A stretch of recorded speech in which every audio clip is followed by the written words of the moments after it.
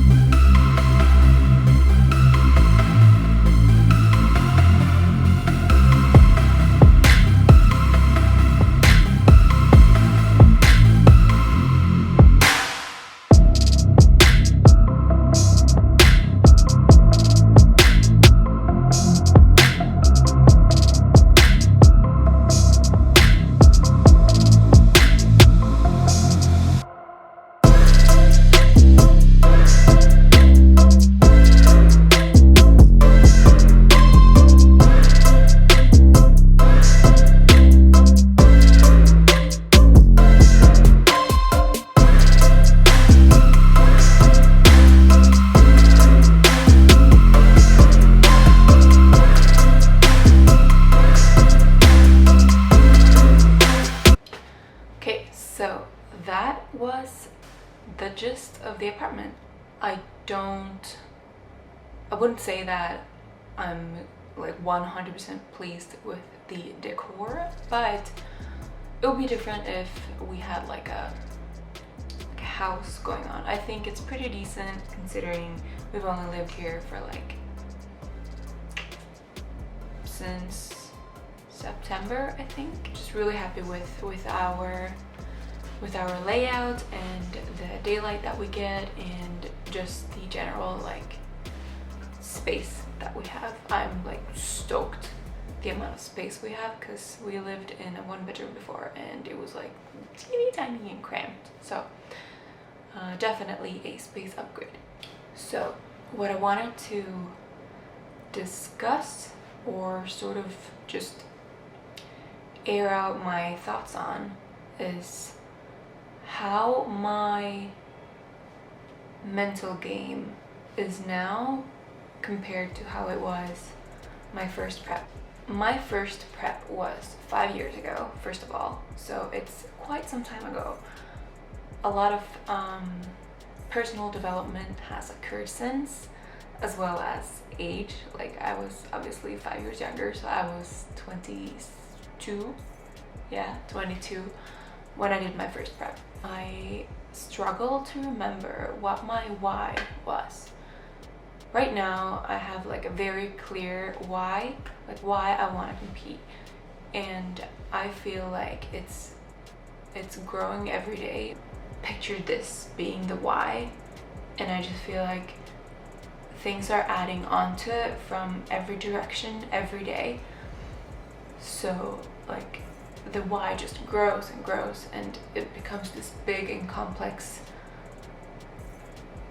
web of different kinds of answers. But like the gist of it is just because I love the process. Like I don't just love the show day or the personal what's it called, like the personal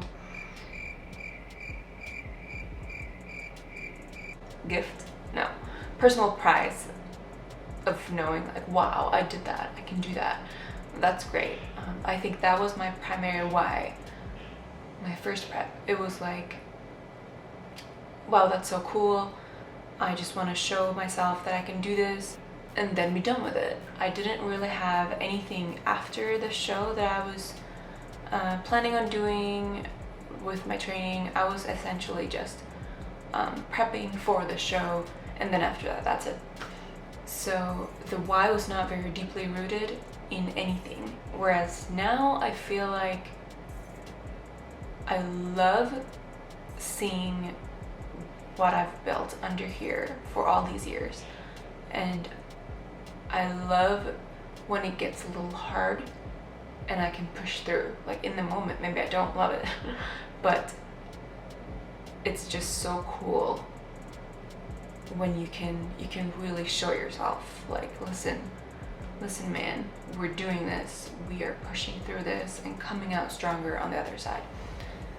That is huge. And I also I have plans for following the show that I didn't have 5 years ago. So like, for example, I'm thinking of maybe doing like 2 shows. Maybe we'll see how it feels and how it goes. And but yeah, currently I feel like maybe I should do 2, since I'm already there, and I can take what I learned from the first show into the second one before I maybe enter an improvement season or something.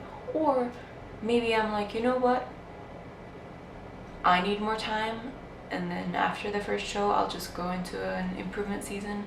Regardless of what I do, I have plan A, plan B, plan C, plan M, like there are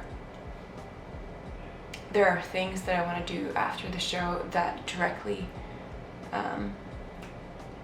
feeds this desire to do bodybuilding. 5 years ago, I was more so like, alright, I'm just gonna do this, I'm gonna do this show, and after that, I'm gonna eat like a motherfucker and just fucking eat. That's all I want to do. So I think that, for starters, was not the most productive mindset that you can have when doing a show. I don't think that is a long-term why. Yes, I feel like my circumstances were just so different from what they are now. For starters, there will never be a great timing for you to do a show. Like, you just have to decide, all right, I'm gonna do one and I'm gonna work with what I have. But I will say my circumstances are far better now than they were then, because I was a student in university. I lived in a dorm. I shared a kitchen with, I want to say, 8 or 9 other people. Did not have a lot, I didn't have a lot of wealth or knowledge or life experiences or the only thing I would say I had then that I don't really have now is a really great support system, of friends and family around me. I lived pretty close to my family. I lived in Sweden. I had a lot of university friends who were very supportive, even though I was a wreck sometimes. And I had all these things, and I had teammates who were on the same prep team as me. So I definitely had a good support system. That being said, I feel like my mentality back then was not great. I feel like I entered a victim stage, when in reality I was choosing to be in that situation. This is something I've thought about a lot. And thankfully, my growth, the 5 years that have passed since, has put me in a better state of mind. But I was definitely pity partying myself, or whining or complaining about my circumstances or how tired I was. And it wasn't ever a show. I was truly feeling those things. I was truly tired. I was truly feeling burnt out. I was truly feeling pretty shitty at times. but I let those feelings take over, and just I let that be my entire world, essentially. So no wonder I didn't really want to pursue it further after that, because like obviously I was not having a great time. So I don't blame myself for wanting to just get it over with at that point. It was just not my time. It was not my right mindset. It was not for me at that time. But now I feel like my mindset is wonderfully different. I am motivated. I have that why, that desire, that base desire, that is not driven by external forces. It's driven by what I want, what I feel excited about, and just what I kind of want to be right now. That being said, I don't think it's ever a good idea to make this your entire life. Like, so many things are more important than this, like family, your job, your relationships, health, all those things are more important than the hobby. But the hobby is wonderful and it is consuming for sure, and there are sacrifices that you have to make, of course, but you can make everything work together. If there's an emergency, of course you deal with that, because you're not like, sorry, I'm on prep, can't have any emergencies right now, sorry fam. Like, that's not how it works. I let it consume my life in a, to me, healthy way. Like, I have a pretty obsessive personality, both good and bad, but in this case I think it's mostly good because I will truly dedicate myself to this. But I feel like I also have the wisdom to know the difference. I feel like I know my body quite well, so I can definitively say, no, this is too far, you're pushing it, or keep pushing to get to the other side. Does that make sense? Granted, I also know that the last few weeks leading up to a show is nothing a typical like lifestyle client or weight loss client should be doing, because it gets pretty extreme, and you're just pushing yourself to limits that sometimes are not the best for your health, but you're doing it for a competition. Sometimes sports are not the healthiest, and this is an extreme sport, which I'm sure you've all heard or thought or said or discussed before if you're into bodybuilding. Like, I'm definitely not saying that I'm not gonna be like tired or without energy or whiny or anything this prep. I'm sure I'll be here like in 2 or 3 weeks and be like, oh my god, you guys, I'm so tired. But that's okay. That is a-okay, because I feel like I will not let those feelings take control of the situation, which I definitely did my last prep. It could ruin an entire day, but this time, at least this far, I have not let it, and I feel like I'm much more mentally aware of what is happening in my body and in my mind now. Maybe because I'm older and wiser, I don't know, but that's the way the cookie crumbles. So kind of piggybacking off of that is sort of what I'm working on mentally right now. I'm working on a lot of things when it comes to like my personality, my character, my just personal growth in general. One thing being that I stress about a lot of things that I cannot control. Like, I cannot control what other people think about me unless I stay silent, but I don't want to stay silent. I want to be me freely. which leads me to my other thing that I'm working on a lot right now is confidence, and just truly being the most authentic version of myself, and unfiltered to some degree.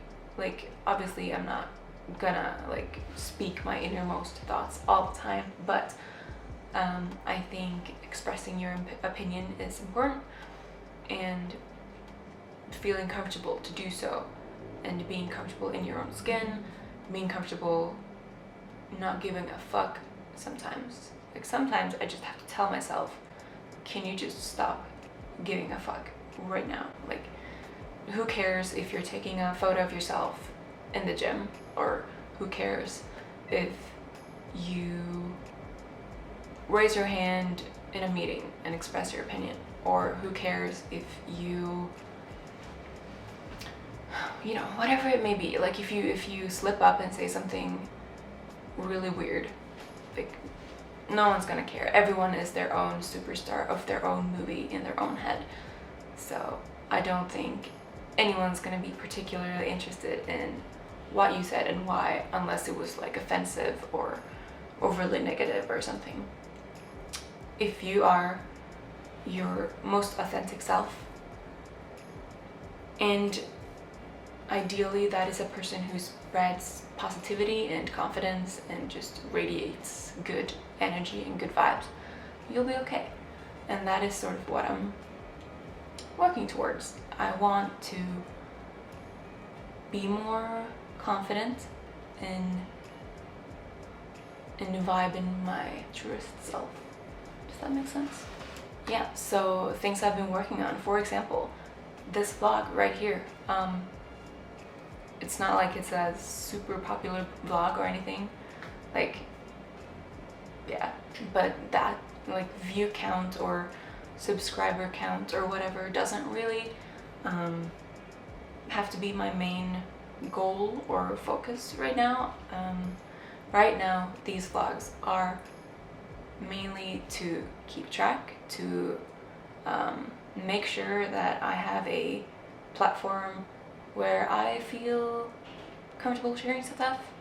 This vlog just allows me to have a safe space, so to speak, where I can share whatever the hell I want with whoever, you know, like, if it's just me and my mom and my grandma, you know, fine, that's fine. The main thing is that I will have this to look back on, and hopefully I will notice trends in the way I speak, or my behavior, or my appearance, or my, I don't know, what I talk about, you know, like, whatever. And that's really, really cool and epic. It's fun to see. Like, I have a lot of hidden videos from back in the day. I even have some from my last prep, where I can just see a lot of awkwardness or lack of self-awareness, or just, yeah, like, I see a lot of personal growth when I watch those videos now, which is really cool. So that is definitely one way to increase your confidence. The second one is, for me, it has really helped to rinse my Instagram. So, like, if you can't unfollow someone for whatever reason, just mute their stories, mute their posts if they don't serve you any type of positive feeling or reaction, or even neutral is okay too. But if they make you feel stressed or anxious, or like, man, I'm not good enough, or whatever it may be, as opposed to the people that make you feel like inspired, or like, wow, I'm heading that way too, or that makes a lot of sense, that makes me really happy, sort of thing, like, whatever it may be. If it makes you feel any type of bad, mute it, delete it, remove it, unfollow it, just do it. It helps a lot to rinse your Instagram just from anything disruptive. especially when you're in like a quote unquote fragile state of still building your confidence. It really helps. What also has helped me actually is this quarantine in terms of just being confident and comfortable in just bare skin, like no makeup, no mascara, no eyebrows done, no like foundation, nothing. The quarantine really just helped me feel super confident and comfortable wearing nothing, and it was great. Although I did miss just playing with makeup. Obviously I lost some of my skills. It feels really weird to hold makeup brushes right now, but I really missed it, so I've been playing a little bit today and yesterday because it's fun. But I also feel just as good when I take my face off, and that is a huge win. Like if I told myself that when I was, I don't know, 18, I would have been like, yo, what the fuck, who are you? But yeah, that is like a long time coming life goal, to just feel comfortable in your own skin. What has also helped that I'm still working on is just posing quote unquote in public, not in public, but like posing at the gym, or posing like in front of a mirror in the gym, or in the locker room, like wherever other people are also existing. I have to go up on a stage and be judged by people, literally. So practicing that just for as much as you can has really helped as well.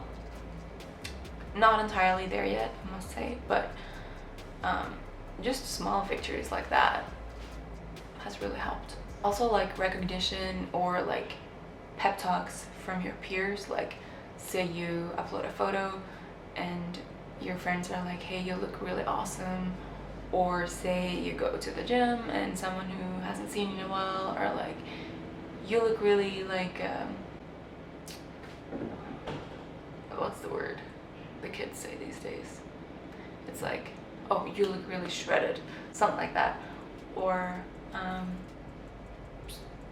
I don't know, whoever, like someone mentions something about your progress, and that just feels really good, and it gives you a confidence boost. Something small like that. Also like general commitment to the task every day, like waking up and deciding, hey, you're giving it 100% today. 100% could be different intensity levels from day to day. Like if I give my 100% today, it will be more than what I did yesterday, because yesterday I was just in a bit of a funk, and I'm really proud of being able to bounce back from that, and I had a really great day.